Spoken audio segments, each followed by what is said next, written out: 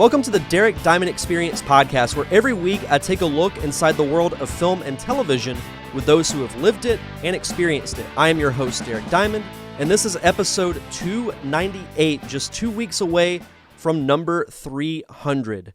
Coming up on today's show, you'll be hearing my conversation with writer-director Maceo Greenberg and actors Andrew Creer and Samantha Robinson about their upcoming film, Take Me to Tarzana, which I had the pleasure of watching a couple of weeks ago. But you'll hear more about that in the second half of today's show. But what I wanted to talk about first is a topic that's been weighing on my mind really for the last year, 2 years especially. What is the better medium to tell a story, film or television? Now, growing up, there were a lot of shows that I watched. You know, I remember watching Full House, Fresh Prince of Bel-Air, a lot of those 90s shows that are known to people my age, a little bit older, that were really kind of defined a generation in a way. And there are so many more that I'm forgetting off the top of my head, but movies were always what I was drawn to. Movies like Star Wars, Back to the Future, a lot of 80s and 90s films that told phenomenal stories. And there are several that I would deem as nearly perfect movies. But over the last few years, television has become a really great way to tell certain stories. And I think the introduction of streaming services like Netflix, Hulu, most recently Disney Plus and HBO Max, you see what Marvel's doing currently with WandaVision. A lot of people were complaining in the beginning that it was a bit of a slow burn, but once they kind of pulled the curtain back and showed you what was really going on and answered a lot of questions, people were really getting into it. And there's something to be said about both mediums. I can remember back when midnight premieres were still a thing at movies and just standing in line, specifically I remember The Force Awakens a few years ago, getting my tickets and having to wait in line, standing behind the theater and just waiting hours to get in the theater, sit down, get my popcorn, get my drink. And it was like that anticipation of what was to come was there, and it just kept building and building until the opening crawl rolled, and just hearing that beginning of the Star Wars fanfare and just hearing the crowd erupt. Stuff like that is that's what makes movies great, or one of the many reasons, I should say, of what makes movies great. But with television, for those who might remember when Lost was a big thing when it first aired, and I'm sure other shows have done this, but Lost is the one that initially comes to mind. With those and I can't remember what night of the week Lost came on, but the day after, whether you were at work or you were at school, most everyone was talking about what happened on that week's episode and coming up with your own theories as to what would happen. And think, well, maybe, Jack will do this, or maybe this will happen to Sawyer. And other shows have done that too, like I said, but there's equal but different anticipation in a way. But what I wanted to actually talk about is what is the better medium of telling a story. And I don't know that there's any real right or wrong answer, because I've been racking my brain about this the last couple of days, knowing that this was going to be the show topic. And I don't think it's something that you can sit there and debate the best movies against the best shows. Like, to me, it wouldn't be fair to ask what's better, Lord of the Rings or Game of Thrones? Because we can go back and forth all day about what's the best movie versus the best show. But thinking about it is, like, what is the better way to tell the story? And I think it really depends on what story you're wanting to tell. I mentioned WandaVision. That, to me, would not work as a movie. The sitcom setting, and I'm not going to get into spoilers for those who haven't seen the most recent episodes of the show, but the sitcom setting and what's happened since then, I don't think it would quite work as a movie, because with the weekly anticipation that I mentioned with Lost, and I'll get into binge watching here in a second, but you look at what WandaVision was doing and what The Mandalorian did in its past 2 seasons. It brought back that anticipation and discussion of what was going to come next. Because if you binge something, yeah, you already know what happens. And yeah, you can talk about what happened in certain episodes and what maybe happened in the finale. But the conversation kind of ends after that. I talked about Cobra Kai on last week's show. That's a show that they dropped all the episodes. And I think that show is good for binging in the sense that each episode's only 30 minutes long. So you can sit there in a day and watch the entire season. I mean, I did it when it dropped on New Year's Day. And it makes for fun discussion, but as I mentioned, after like that first topic of discussion, you might talk about it the day after. You really don't talk about it all that much. But with shows like WandaVision and The Mandalorian, you wonder what's going to happen. And you look at, God, when Grogu or Baby Yoda was first revealed back in the first episode of season 1, everyone was like, who is he? Is he Yoda's son? Is he just another member of Yoda's species? Are we going to find out what the name of Yoda's species is? Is he force sensitive? Is he not? How long has he been around? What has he seen? So many fun topics to talk about, and it builds the excitement and makes you want to see it even more. And then when you get to that next episode, and for those who have been watching WandaVision, you know what I'm talking about. You want more. So that's the advantage of storytelling from a TV or series perspective. The advantage for movies is that you get usually the conclusion by the end of it. I mean, you can't tell as long of a story, but as far as time-wise, but you can tell a complete story in, an hour and a half to 2.5 hours, however long the movie is. It can be a 3.5-hour movie.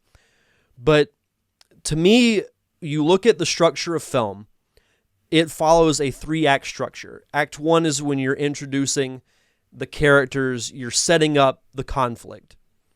Act 2, maybe into the beginning of Act 3, is when the conflict happens. And then Act 3 is the resolution. With television, it tends to focus more on Acts 1 and 2. Obviously, you have to introduce the characters. And then there's a lot of Act 2. And then when the show wraps up, and I would throw season finales in there as well to a point, because, yeah, a lot of series will end you on a cliffhanger, but they tend to resolve something. So you can say it's Act 3 to a point, but really Act 3 for a series doesn't come along until the show ends. And with movies, you get to see character metamorphosis happen at a quicker pace, whereas in a series, it may not happen until the end of a season or before the final episode. So I really don't think there's necessarily a right or wrong way to explain it. And I will say that as much as I've loved The Mandalorian and as much as I've loved WandaVision, I still prefer the film avenue. Like, I still prefer movies to TV, though I have been more open to watching different series. And a lot of it is a time thing. I know there are so many great series out there, and it's tough because it's like that debate, because we have Amazon Prime, we have Netflix, Hulu. I might talk with someone like, hey, did you watch the show on HBO Max? They'll be like, no, I haven't got a chance to see it yet. But if you watch this latest show that's on Amazon Prime, like, no, I haven't seen it yet. So there's just so much content out there, and I love it because you never run out of stuff to watch, really. The downside is there's only so many hours in the day. But I did post something about this on Facebook earlier this evening as I'm recording this, asking for your thoughts, the viewers and listeners' thoughts on what you think is better, film or television. So what we have here, our first comment comes to us from Mr. Shannon Williams, fan of the show. Shannon, thank you for Spreading the love, spreading the word about the show, I very much appreciate it. He says, the streaming sites offer a platform for independent film, which is awesome. I do love that about there being, and I'll even include YouTube as an avenue for people to showcase their work. That's the advantage of modern day filmmaking, is that there are so many avenues. Like, you don't just have movies anymore. You can put movies on Netflix, but you have so many more avenues to put your content out there if you're a creator. And I think that's great for everyone. There's a downside to it, but I've gotten into that on the show several times, is that there's so much content out there that it's tough to see everything. Alicia Marie, who I had on the show a couple of weeks ago, I think it depends on the story, really. Personally, I prefer movies because I want resolution, instant gratification. I don't want to wait 13 weeks for it.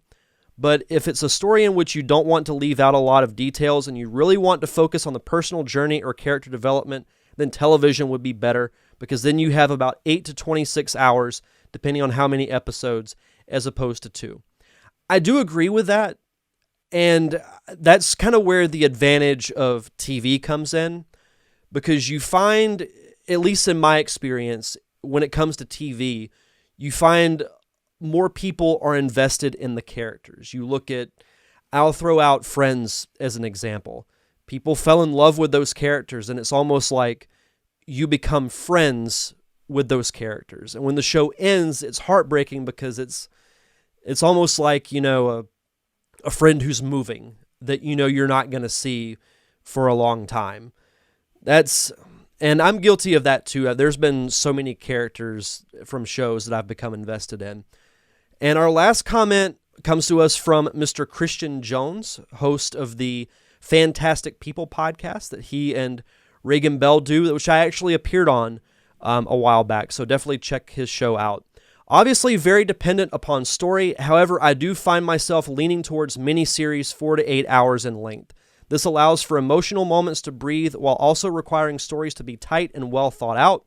Film doesn't always offer characters the opportunity to react to an event or conversation, whereas TV can sometimes get lost in this and require filler to meet a certain length requirement. But a 6 to 10 episode miniseries, chef kiss, in the words of Thanos, perfectly balanced, as all things should be. I'm not going to try to do a Thanos impression, but that brings up a great point too. When it comes to TV, you usually have a certain amount of episodes that you have to fill. And every show I've watched so far has some type of filler to stretch the story. I remember, I was a huge fan of Smallville back when it first premiered. And I enjoyed the ending of the show, but I felt like it went a little too long. And my girlfriend and I recently rewatched the entire series. And there was an episode in the final season that was almost like The Hangover, in a way, where all the characters get drunk and they're trying to piece together what happened the next day. It really didn't serve any purpose to the overall story. It just felt like they were really trying to stretch out that season. So that's where you ultimately fall short when it comes to TV as opposed to film. Film, yeah, you might have some filler every now and then.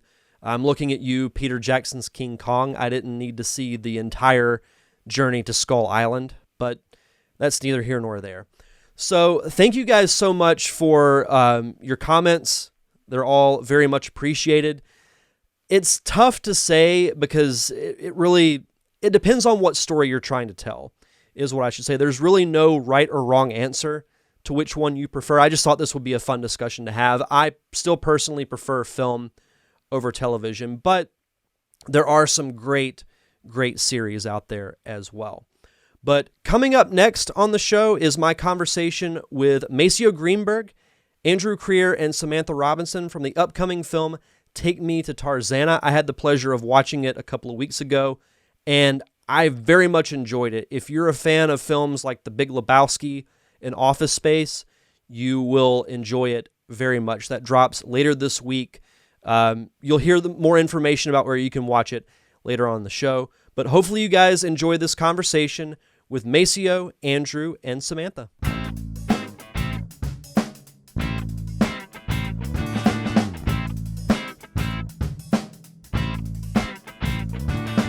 Welcome back to the Derek Diamond Experience podcast, and joining me this week is not one, not two, but three guests. My first, I think, three-person interview that I've done virtually since the pandemic, so this is going to be a lot of fun.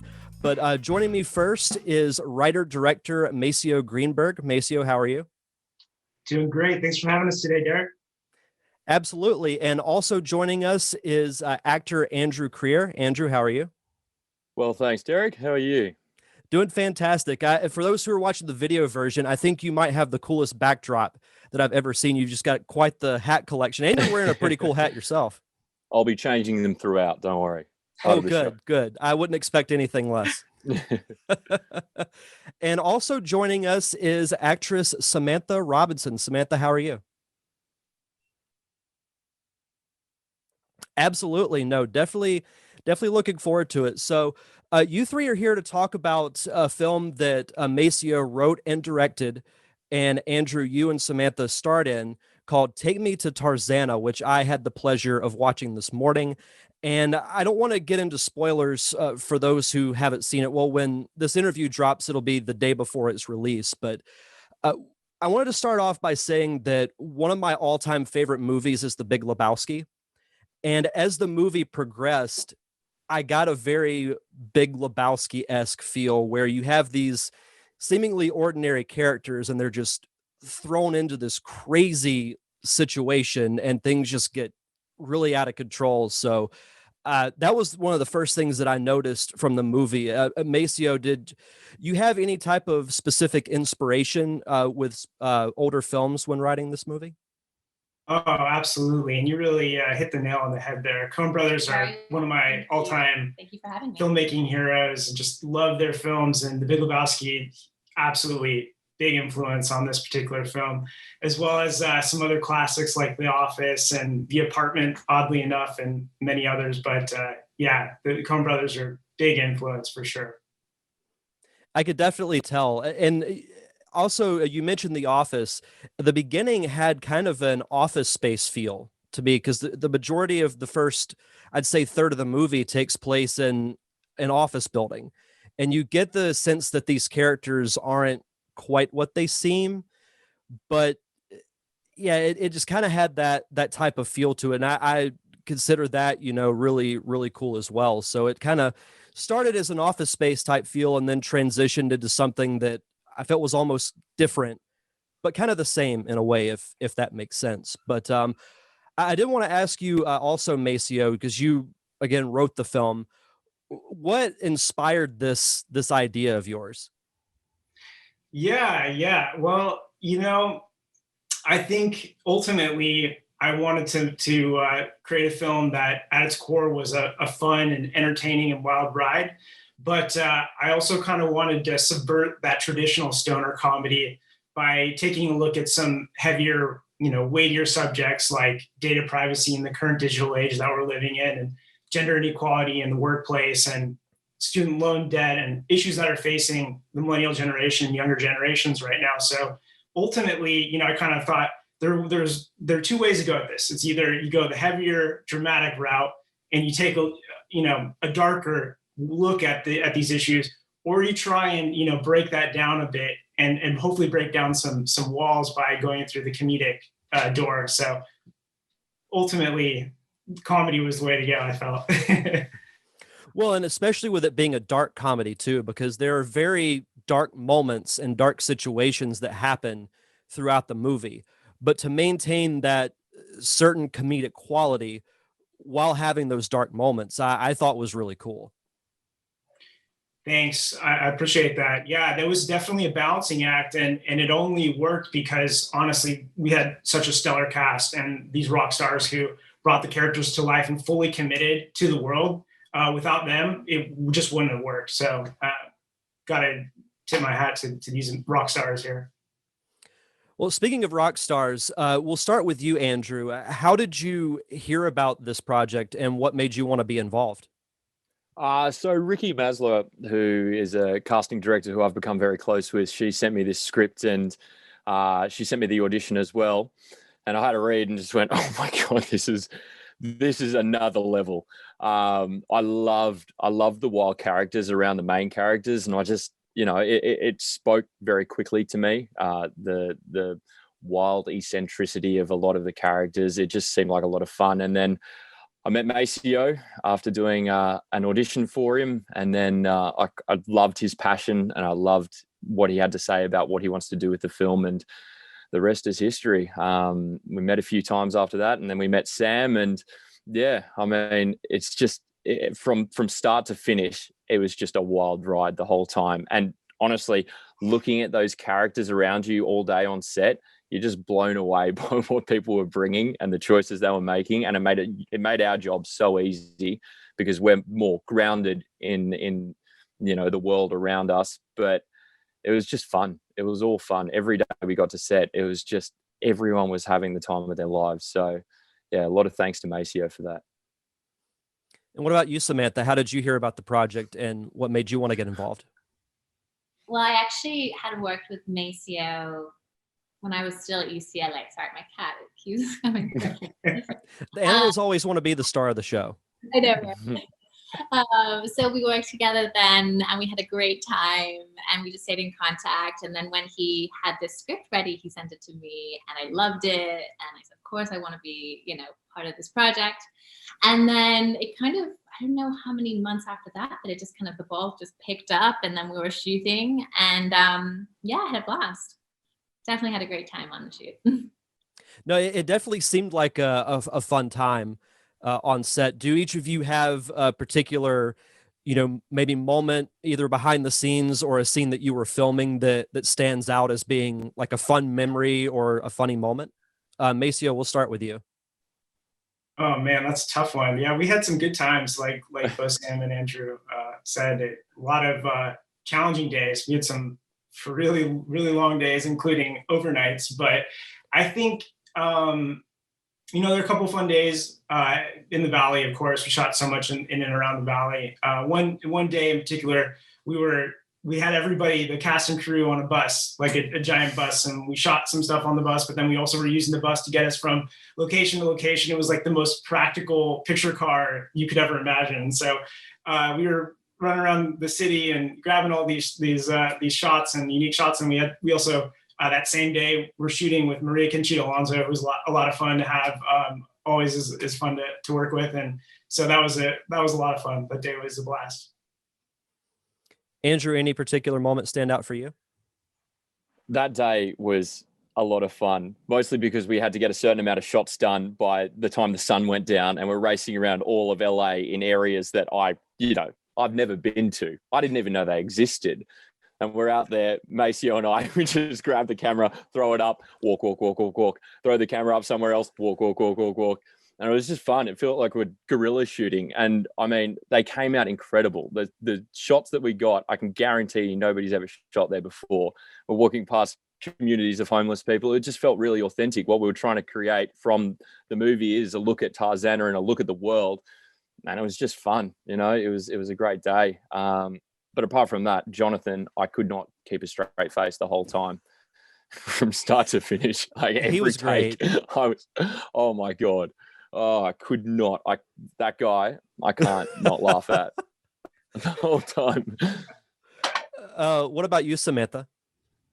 I feel like my favorite days were when we were in Malibu. We were shooting when we went to Giorgio's house, and we had the monkey there, and I loved getting to meet the monkey. And we were doing a bunch of night shoots, so it was very tiring, but everyone was together, and everyone's so hilarious, as Andrew said. So it's just nonstop laughter.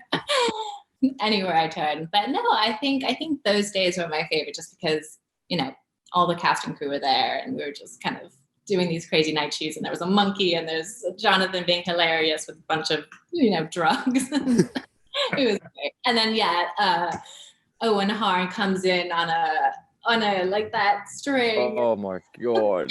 Improv. We had no idea he was gonna do that. So yeah. It was great. Good times. I have to ask, are there any good outtakes from any of those scenes with Jonathan or the actor who played Giorgio? Oh yeah. That stuff is insane. It's totally insane. And we have, I mean, there are a few in the bloopers at the end. There are a few, I think, but yeah, too much to just so much insanity at that place. Now, did you let them have freedom to improv when it came to certain scenes, or did they strictly go like by your script? Because it seemed very, with those two characters, because they were so over the top at times, it kind of made me wonder, did they come up with some of that stuff on their own, or was it strictly what you wrote on paper?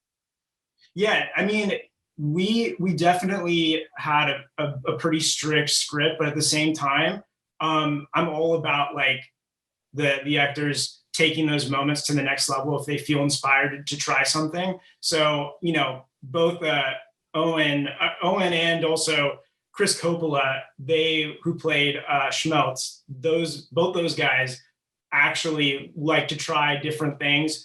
And some of that ended up making it into the film. You probably guess, pick a few of them out, but yeah. So they definitely were giving me some different options, like in terms of a few of those moments. But yeah, they definitely took that stuff to the next level. Well, I think that also speaks to another strength of the film, and that is, yeah, Miles and Jane's story is centric to the plot, but all the other characters play very crucial roles. So it's almost like an ensemble cast in a way. And I love movies like that, where all characters have purposes and specific roles that affect the overall story. So that was one of my favorite aspects of the movie as well. Yeah, that's really cool. I mean, you know, Andrew and Samantha just had such a difficult roles to play, and they did it so masterfully because they had to really ground the movie. They had to balance the film, and all of these outlandish and crazy characters only work because they did such a good job of grounding us in the moment and grounding us in the film. And it allows those characters and those parts to really, you know, kind of bounce off of each other. So I think that balancing act, that ensemble cast, like you're saying, worked because of the balance the cast had and the different strengths that you know, our talent had with in the film. And something that I want to ask Samantha, both you and Andrew, is that there are a lot of comedic moments in the film, but there are also some very heavy and dark moments as well. Specifically, something that kind of shocked me in the beginning was Schmelz, the boss character, had surveillance cameras set up throughout the office and was essentially spying on all the female workers in the film. And there's a moment at the end when Jane has that just kind of raw, like emotional spill of words at Schmelz. So Samantha, I wanted to ask you, how did you prepare for those moments like that in playing that role? Yeah, I honestly thought I pretended I was talking to Trump, if I'm being real. Or just substituting that character for one of the many horrible people that are on this planet. So yeah, no, I just kind of substituted and tried to connect and pull from experiences that I've had in the past, and made it felt real to me. What about you, Andrew? How did you prepare for the role of Miles? Well, I think for Miles, a lot of it was just keeping it grounded in reality. That's what I loved about the character. It was just him reacting to the chaos of the world around. So a lot of my friends back in Australia are in the corporate world. Everyone I know pretty much is a sort of 9-to-5 suit wearing guy. And I've watched them over years and years become slower and slower, softer and softer, a bit more bored. And then I've sort of got to a point with a lot of them where I can barely even talk to them. They just sort of have their regime in life, and that's what it is. And I wanted to sort of play Miles starting like that. And then, you know, we find where the light comes from, and him trying to find himself and find what he used to be, find what he loves. So it was just a journey of love, really. Connect to who he is, what he can do, go past the sort of facade that he thinks he has to be to live in this 9-to-5 job, and just live in that. So it was really fun exploring it. And yeah, it was, it was a journey that I hope I never have to do, working a 9-to-5 job. But yeah, no, it was really interesting, and I really enjoyed playing Miles. Yeah. Well, the cool thing about the Miles character is that, you hit the nail on the head, that he's essentially this ordinary character who's thrown into an extraordinary situation, because you see he goes to his job, you could tell he doesn't like it, then he walks home, makes his bologna sandwich, plays with his dog, and like everybody can relate to that or have been in that type of situation before. So I think the Miles Jane storyline added a degree of realism, I think, because as I'm watching the movie, I could see these two characters and I'm like, I could see these two, like if these two characters existed in real life, I could see them being, the fun couple that everyone would want to be friends with. I also feel like, a lot of people can relate to those characters because of, what's been going on, that most people are overqualified and underpaid, and there's not a lot of job opportunities, and people are working so hard and people are frustrated. So I think especially now, it's a time when people can really relate to these characters and want them to fight back and root for them, for sure. Well, and even too, kind of going to the invasion of privacy storyline that happens throughout the film. And there's a quote in the movie, and I'm paraphrasing it, but it's living under the digital microscope. And that really kind of got the gears turning in my head. For those who are active on social media, it's like your life is out there. And when you see the storyline, well, I don't want to get too much into spoilers, but things happen with identities that kind of seemed all too real in a way, but in a good way, because it really made you think. And I like movies that really make you think about things that are going on in the real world. And Samantha, to your point too, the whole overqualified and underpaid, so many people feel that way. Mm-hmm. So I think the movie spoke volumes about things that go on in real life too. Mm. Yeah, but I did also want to ask, from kind of a technical side, how long did it take you guys to shoot the film? So we shot 18 days in and around the valley for the most part. And the end of the shoot, I believe we finished with 6 overnights in a row or something along those lines. And wow, that pushed, I think, everybody to their limits. But we, along with the long days, but we made it happen. I mean, the trickiest part was probably the last night. We loaded into the old zoo cages in Los Angeles, the old LA Zoo. We loaded in at midnight the last night, and somehow we pulled it off. And those shots, I love. I love those scenes. I love how they turned out. I know I'm kind of going off script here, but off the question here, but I like that, how that stuff turned out a lot. It's crazy that it only took you guys 18 days because there were so many different locations that you guys used too. That's insane. It was insane. We were insane to do what we did, but thankfully we had a really great team, and we really had a great game plan going into. We pre-produced the hell out of the film. Like we really did. We had a very, very clear plan for what we wanted to accomplish. And the only way we could accomplish our goals was sticking to that plan, because of, like you said, we had an extremely aggressive schedule and timeline with the number of locations that we had, and we didn't want to sacrifice quality. So we had it dialed in, and that was the only way we could actually, execute on what we wanted to get. So that was actually going to be my next question: is how much pre-production went into it? Because if it only took you 18 days, you had to have everything planned like down to the second, it seems like. Yeah, we did. We really did. We had it pretty well plotted out from start to finish, and we did not have much room for error. So pretty much no room for error. but thankfully, everybody did their part, and we had a great crew who just worked tirelessly, really just killed themselves. And again, amazing cast and who all worked so hard and were over prepared, just ready to go from take one. and gave their all and not only their stuff, but also when it wasn't their coverage, they were giving their all. Like Samantha and Andrew are both such generous actors. They give their all on every take. And so it makes everybody else better. It makes the rest of the cast better because everybody's giving 100%. Well, I can imagine it's got to be inspiring to all three of you, but Maceo, to you especially, because you wrote and directed this film, to see the cast and crew be as motivated and inspired as you. That had to be a really gratifying feeling. Incredibly gratifying. Yeah, I love production. That's what I'm passionate about. I love the collaborative experience. I love being on set and working with the teams to figure out these complicated challenges and trying to make each challenge as interesting and as good as it can be.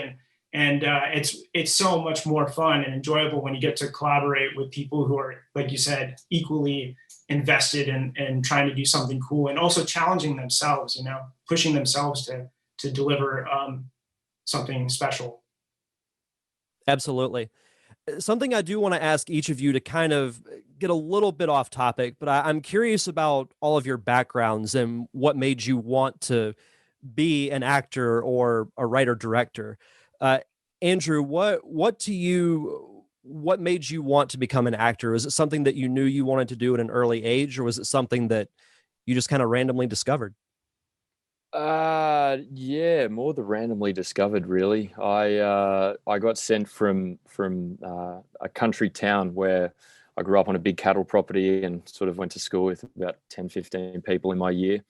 And then got sent to a boarding school, and I just didn't know how to socialize in a city.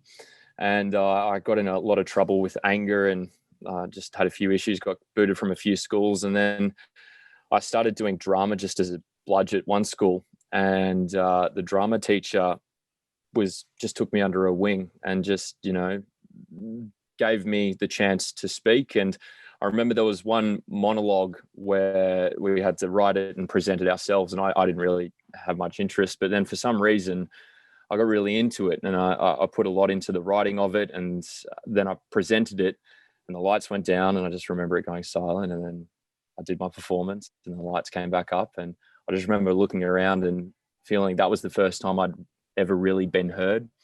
And I just went, oh, this is it. This is the only thing I love. I love being able to just be here in the silence. I love knowing that whatever's going on, there's eyes on you, and it's all in that energy between you and the audience. And I just, from that point on, it was just, how do I do this forever?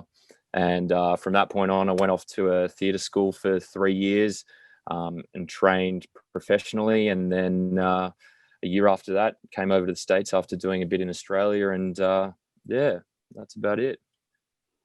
That's fantastic. And no, it's true that most everyone that I talk to, once they get that first little taste of, directing or acting, it's what you want to do because you don't want to do anything else, because it's something that you either love or you don't.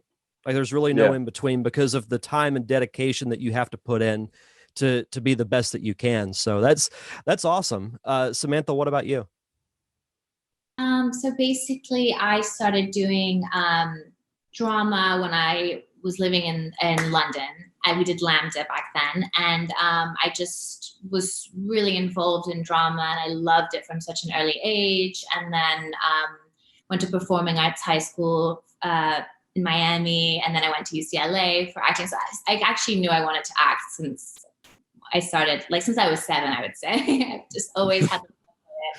I know my mom tried to convince me to do something else, but I couldn't let it go. And I've just always wanted to act. And I actually really like doing theater. I really like that community aspect and that bond that you form. So kind of with Maceo, there's just something so magical about being on set and the connection of everyone on the crew and all the cast. So I can't wait to get back to work. Yeah. Well, and it almost becomes like extended family whenever you're on a set, because you spend so much time together. You spend 10+ hour days. It's like you spend more time with them than you do your normal friends or family. So it's almost like, extended family in a way. Yes, it really is. What about you, Maceo? Yeah, well, so I mean, I've just been obsessed with movies my entire life. Like I think anybody who wants to make them, you have to love them first, right? And I grew up just being totally captivated by films and just finding beauty and humor and I think also healing in some ways too. I think it's such a beautiful art form that it really does allow you to kind of like find those rejuvenative moments. And so, early on, I knew I wanted to get into filmmaking, and so I started just trying, doing terrible stuff, making horrible things like repeatedly, and then finally they got a little bit better. And then I said, okay, well, I want to get like a lot better. So how do I do that? And I said, okay, I got to go to film school. So I went to film school and met a bunch of really cool and creative folks and got a little bit better at making them. And then, you then continue to work with those folks and you try and get better and better. And so, yeah, ultimately after film school, just continued on with it. And since then I went to Long Beach State, made music videos and commercials and TV shows and films. And yeah, here we are. I just want to keep doing it.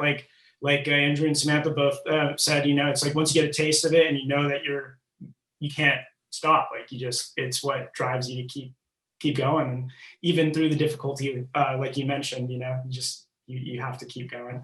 There's no choice. Yeah, no, go ahead.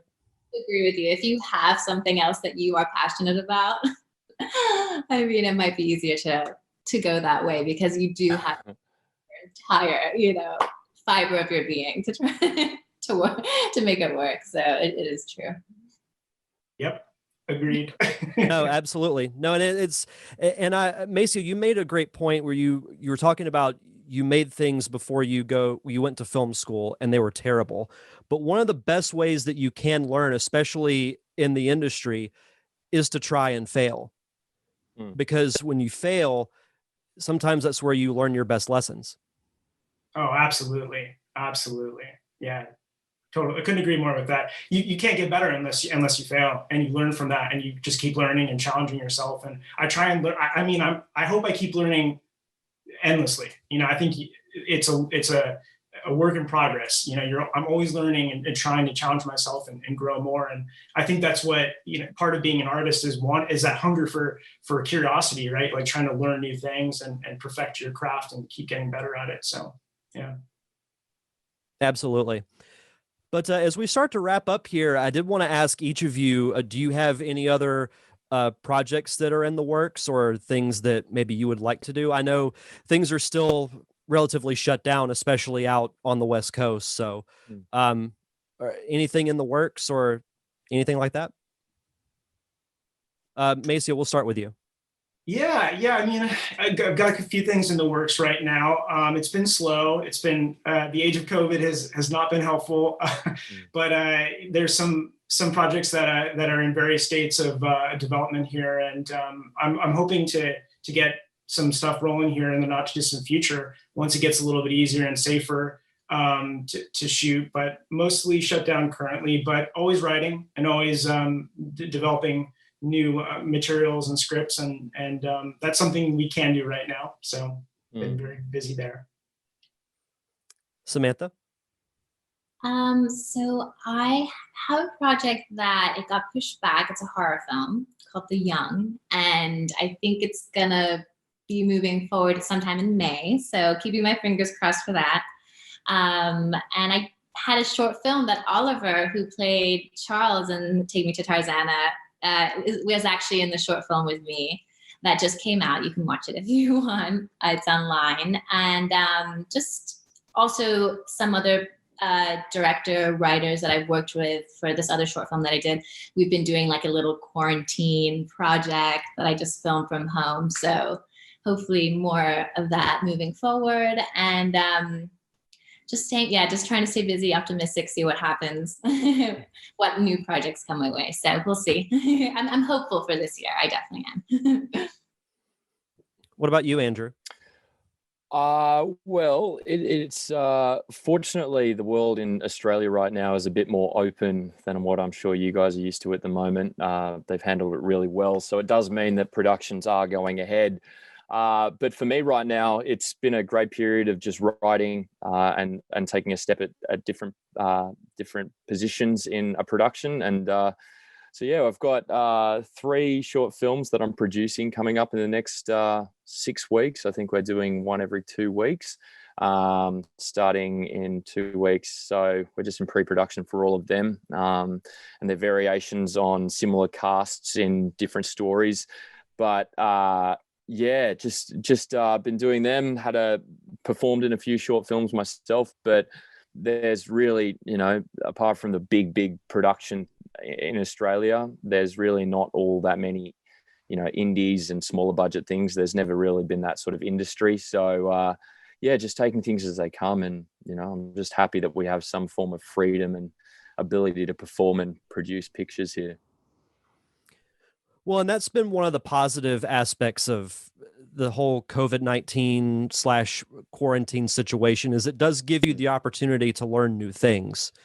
That if you can't act, then you can learn how to write, and you can learn, I think one of the biggest things that I know I've talked with several people who have done this is, take online classes on screenwriting, on directing, ways to still perfect your craft, even though you can't physically do it right now. So there's been some good aspects of COVID, which is weird to say because all we've heard about is the negative, but you got to take the good sometimes. Definitely. Yeah, plenty. But one of the last things I want to ask you guys, Andrew, we'll start with you. What is one piece of advice that you could give to someone who wants to work in the film industry? Okay. One piece of advice. Jesus, no pressure.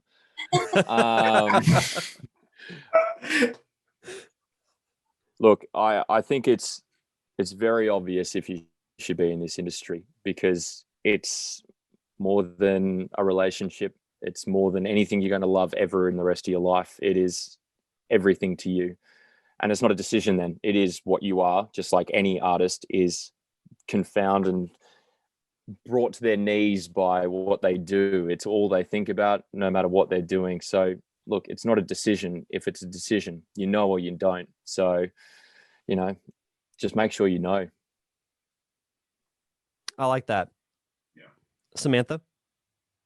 I would say to have, even if you don't feel confident, to pretend like you're confident and not be so afraid of asking for things. And, people are nicer than you think. I think in, my younger years, I was very intimidated by, reaching out maybe. And I think now with a few more years, I'm like, what's the worst that will happen? They'll say no. And just, put yourself out there a bit more, have a little bit more confidence and go for it. And another piece of advice I would say is that not to put your whole self-worth in the projects that you're doing, that you're still a very interesting person with a lot to offer. You're a good person, have family, friends. Don't put your whole entire self-worth in what was your last project, because that's just a slippery slope. And what about you, Maceo? Well, I agree with both Andrew and Samantha's points. Those are great. And then I would also add to that, well, one, don't take no for an answer, because you're going to hear no after no after no after no after no, and don't let that bring you down too much. And also don't accept it, because ultimately you have kind of control over, if you want to go do something or make something, go make it. You can make it happen. Even there are a lot of different levels of what that means, and it's possible. So I would say, don't take no for an answer. And then 2, and more importantly, be nice to those you work with, and be kind to those in your cast and your crew, because ultimately those are the people who you're going to be working with, hopefully for the rest of your life, if you're lucky. And they're going to throw you work, and you're going to throw them work, and you're going to collaborate on projects. And so be nice. just be kind to the people you work with, because everybody's working really hard and trying to pursue what they love for the most part.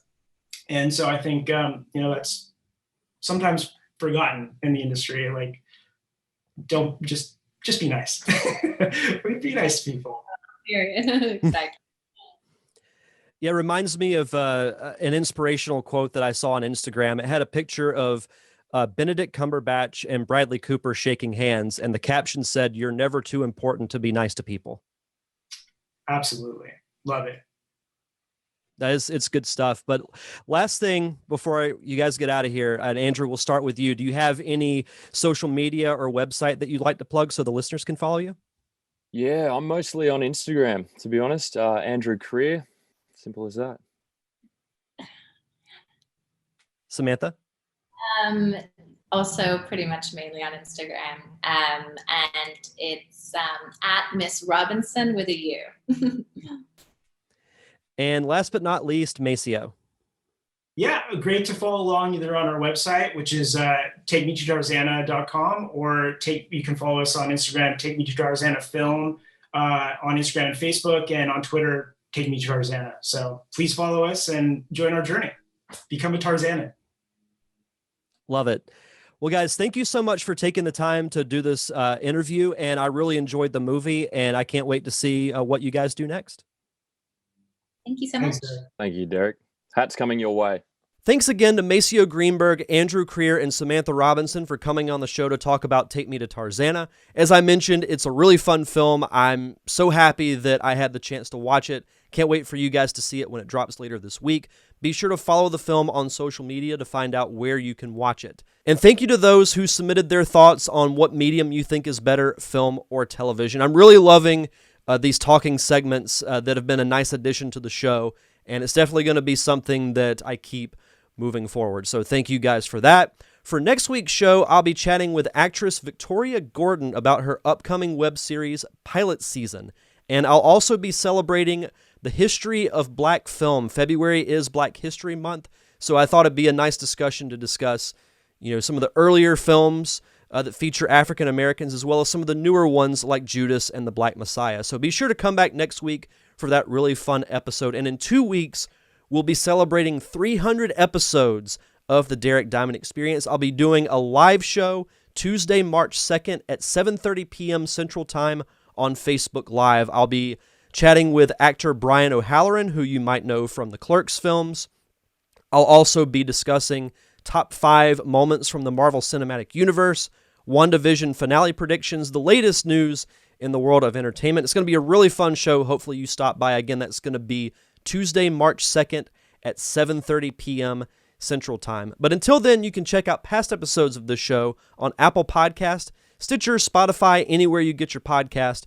Just search for The Derek Diamond Experience. And if you could, please leave a review. The more reviews I get, the more visible I become to the podcasting public.